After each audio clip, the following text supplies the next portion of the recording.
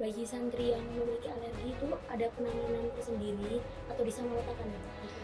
Bisa terpengaruh misalkan ada rasa aneh dan Biasanya kereta Jabu itu nggak nyampe 5 menit. Tahun-tahun ini mungkin masih banyak kekurangan.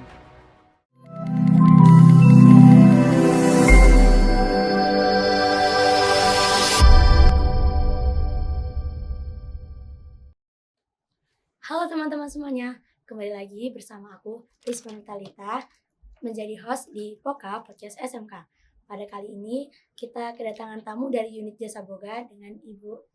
perkenalkan, nama saya Mila Dungkarohma. Saya sebagai ahli gizi di Jasa Boga Tebu Ireng, tepatnya sebagai quality control. Dan Bapak? Saya Muhammad Nurudin sebagai Kepala Jasa Boga Tebu Ireng. Oke teman-teman, seperti yang kita ketahui barusan, tamu undangan kali ini berasal dari unit Jasa Boga Tebu Ireng. Untuk memulai perbincangan kita pada siang hari ini, bisa mungkin Bapak dan Ibu ceritakan sedikit mengenai awal mula berdirinya Jabo. Saya awal mula berdirinya Jabo itu dilatar belakangi atas banyaknya usulan dari para pengurus ataupun tokoh zaman dahulu, terutama waktu itu Pak Yai Yusuf Hasim sebagai pendirinya. Dilatar belakangi karena waktu itu banyaknya anak-anak santri yang kalau masak sendiri itu nggak sampai akhir bulan itu sudah kehabisan uang saku, sehingga harus ada jalan keluar untuk itu, sehingga anak-anak itu gimana caranya fokus belajar tanpa harus memikirkan makan, sehingga muncullah ide dibikin Jasa Boga semacam itu.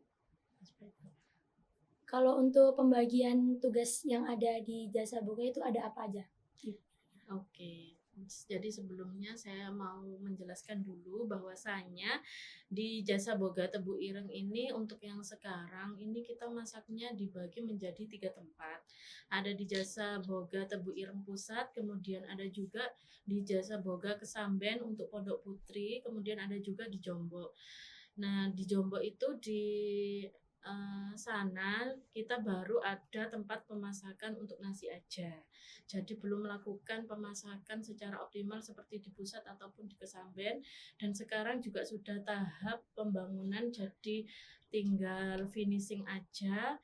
Terus kemudian untuk pembagian tugasnya di Jasa Boga itu yang pertama untuk yang di ruang produksi itu kita ada petugas masak. Nah, petugas masak ini juga dibagi beberapa. Ada yang khusus masak nasi aja. Kemudian ada yang juga untuk pematangan misalkan lauk hewani. Jadi misalkan yang goreng ayam atau yang goreng tempe, untuk lauk nabati itu ada sendiri. Kemudian untuk pemasakan sayur itu juga orangnya ada sendiri. Kemudian untuk yang mempersiapkan bumbu itu kita juga ada orang sendiri. Kebetulan sistem di pemasakan kami itu terbagi menjadi 2 shift, ada shift pagi dan shift siang. Selain itu, kita juga ada bagian untuk distribusi, untuk membagikan makanan itu kepada santri-santri, misalkan seperti makan siang ini ya. Ada yang kita kirim misalkan ke sekolah, ada juga yang kita kirim ke asrama ataupun ke unit SMK seperti yang di sini. Nah, untuk pengiriman kita menggunakan TOSA. Seperti itu. Untuk yang di Tebu Ireng Pusat, yang di Pondok Putra itu anak-anak langsung makan di tempat makan yang sudah tersedia. Seperti itu. Terus kemudian itu terkait yang ruang produksi. Terus kemudian juga kita di sana ada yang namanya tempat penyimpanan bahan makanan ya. Ada tempat penyimpanan bahan makanan kering, kemudian juga ada tempat penyimpanan bahan makanan basah. Nah, yang di tempat penyimpanan bahan makanan kering ini ada yang menjaga petugas gudangnya sekaligus sebagai penerima bahan makanan. Jadi ketika supplier datang, ini petugas yang menjaga gudang kering ini menimbang dulu, kemudian mengecek apakah bahan makanan sesuai dengan spesifikasi yang kita pesan untuk supplier. Jika sesuai kita terima, jika tidak bisa kita kembalikan, ataupun juga kita minta tambah, misalkan yang kita pesan misalkan 80 kilo ternyata dia membawanya kurang dari itu juga bisa ditambahkan. Selain itu kita juga ada yang di tempat penyimpanan basah. Tempat penyimpanan basah ini untuk apa?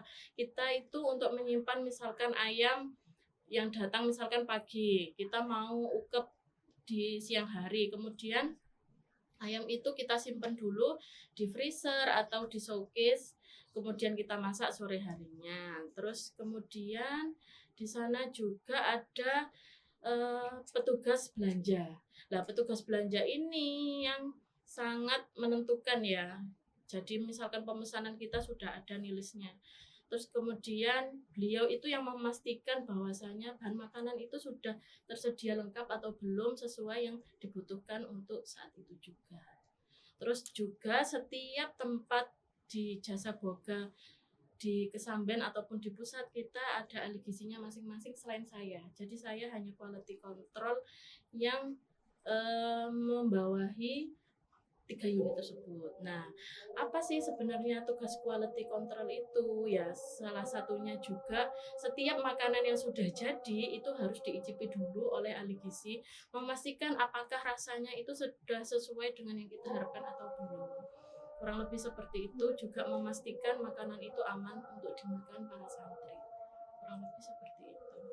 Kalau untuk penanganan bagi santri yang memiliki alergi itu ada penanganan tersendiri atau disamaratakan Ibu untuk pembagian makannya? Oke, sebenarnya waktu itu kita sudah pernah membahas tentang ini, maksudnya kami ya sebagai tim manajemen itu sebenarnya kita mensiasatinya itu dengan melebihkan yaitu lauk nabati. Jadi misalkan kan lauk kita macam-macam, ada yang lauknya itu single, ada yang double. Maksudnya single itu misalkan kita lauk kare sayur, kemudian sama lele goreng.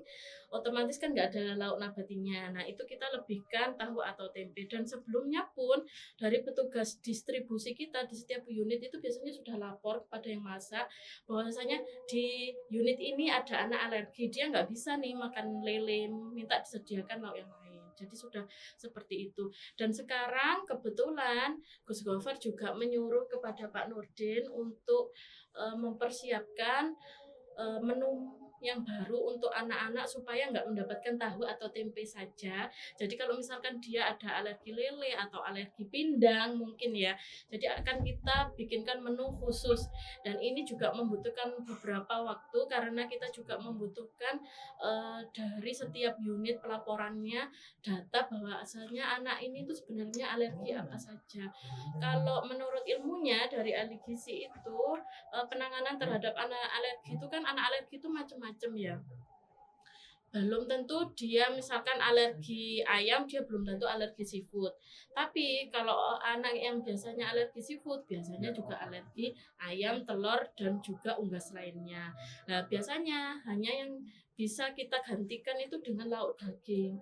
Cuma karena kita mengantisipasi bahwasanya ini nanti tidak menjadi keirian untuk anak yang lain. Soalnya kan lauk juga masing-masing anak kan pasti berbeda-beda, ada yang suka ini, ada yang suka ini, dan macam-macam. Nah, kita juga butuh data yang bisa menguatkan bahwasanya anak ini benar-benar alergi terhadap makanan tersebut. Seperti misalkan dari orang tua bisa menghadirkan kepada kita uji labnya atau yang lain seperti itu. Jadi insya Allah mau akan kita bedakan menu untuk anak yang alergi atau tidak, kurang lebih seperti itu. Oke teman-teman, cukup sekian dulu untuk segmen pertama. Kita lanjut ke segmen berikutnya.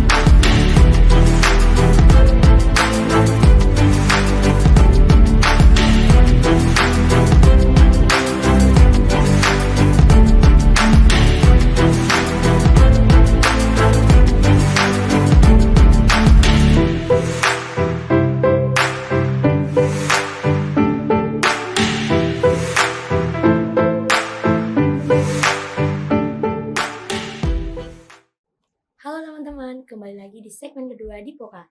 Pertanyaan kali ini, bagaimana dan kapan unit Jasa Boga itu Iya. melakukan quality control terhadap makanan yang disajikan pada santri, Bu? Oke, jadi makanan sebelum disajikan kepada santri memang terlebih dahulu diicipi oleh koki sebagai yang si masaknya, kemudian diicipi oleh ahli gizi di setiap unit tersebut. Apabila misalkan ahli gizinya kebetulan pas udur atau pas libur, di setiap unit sudah ada wakilnya ya, jadi banyak tim kita yang ikut mengicipi setiap makanan yang tersaji. Terus misalkan ada makanan-makanan yang misalkan sudah terlanjur matang, ternyata ada rasa yang kurang sesuai dengan yang kita harapkan, cara kita adalah dengan menegur koki tersebut kenapa, apakah ini dari bahannya atau dari cara pengolahannya atau seperti apa. Nah, bisa saya beri contoh misalkan menu capcay ya. Menu capcay itu kan ada pentolnya. Nah, kebetulan memang pentol untuk capcay itu kita nggak bikin sendiri, kita datangkan dari supplier. Kadang rasa capcay itu bisa terpengaruh misalkan ada rasa aneh dari pentol tersebut juga bisa karena memang pernah seperti itu. Nah, itu berarti kita bicarakan kepada supplier pentol bagaimana supaya rasanya bisa sesuai dengan yang kita inginkan. Terus kalau misalkan ternyata bukan dari bahan atau dari cara pengolahannya ibu-ibu yang masak, nanti kita adakan seperti penyuluhan kepada ibu-ibu bagaimana sih cara teknik masak yang benar lagi supaya menjadikan makanan itu lebih enak untuk dimakan para santri, kurang lebih seperti itu. Nah, kalau untuk limbah makanan kan nggak semua makanan yang disajikan pada santri itu biasanya habis ya, Ibu? Iya, benar. Nah, untuk limbahnya itu kira-kira dikemanakan, Ibu? Jadi limbahnya itu kebetulan dikumpulkan ya, Cak ya. Terus kemudian monggo Cak Nurdin yang lebih tahu. Kemudian dibawa sama ada teman-teman atau sahabat-sahabat yang punya tanah. Nah, itu yang misalkan yang sudah nggak bisa dipakai itu dikumpulkan buat tanah. Yang masih bisa dipakai artinya yang nggak kayak sisa nasi yang masih bagus, nanti kita bisa olah lagi. Untuk yang lauk hewani biasanya kan nanti kalau yang di pusat itu diobral. Jadi misalkan sisa makanan pagi, misalkan nugget, ternyata nggak habis semua. Akhirnya kita panasin lagi, terus kita sajikan untuk makan siang. Kemudian juga seperti itu juga untuk makan siang. Misalkan ayam Kentucky nih di Jumat siang karena para santri dapat kunjungan banyak, otomatis kan sisa ayam Kentucky itu banyak. Nah, itu nanti kita obral untuk yang di sore. Itu yang di pusat seperti itu. Begitu juga dengan yang di Kesamben. Jadi kalau di Kesamben itu bahan makanan yang makanan sisa ya. Jadi itu tuh dikumpulkan, ada orang yang ngambil untuk pakan ternak dan orangnya itu membayar.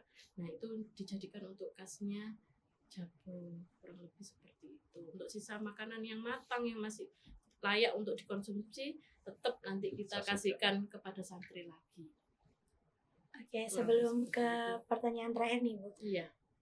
Kan biasanya dan kebetulan ini dari teman-teman SMK ada kritik dan saran tentang Jabo yang dimana kemarin pada Jumat siang itu biasanya kereta Jabo itu nggak nyampe 5 menit. Jadi teman-teman belum sempat ngambil tapi udah balik. Nah, kira-kira untuk penanganan kritik dan sarannya itu seperti apa, Ibu?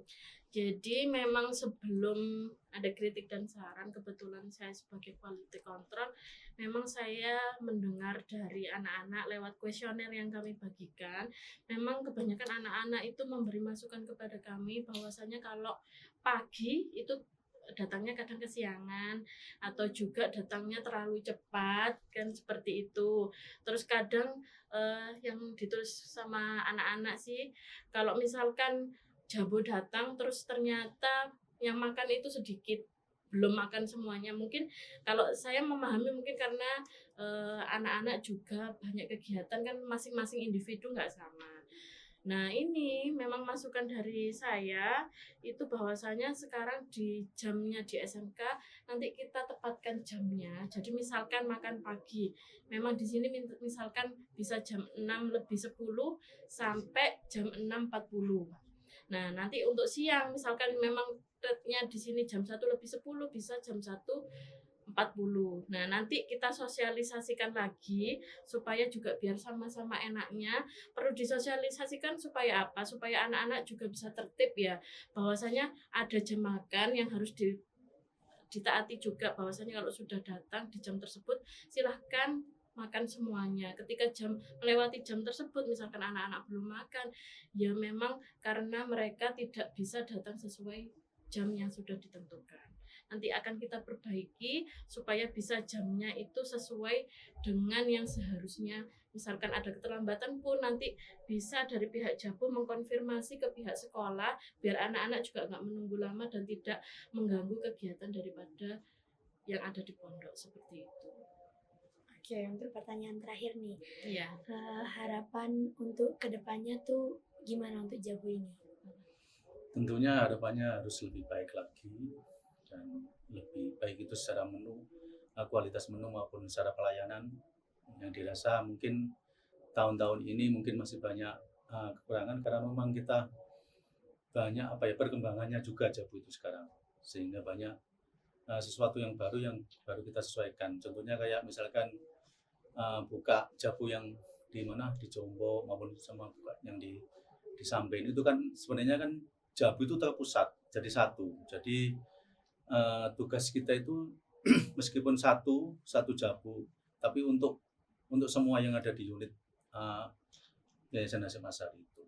Jadi kemungkinan ya memang masih banyak kekurangan di sana sini lah. Makanya harapan kita ke depan Jabu lebih baik lagi, baik secara kualitas makanan maupun pelayanan.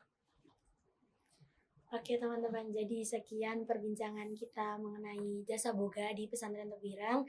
Saya selaku host pada podcast kali ini mohon maaf apabila ada kesalahan, baik disengaja maupun tidak. Kita bertemu lagi di podcast selanjutnya.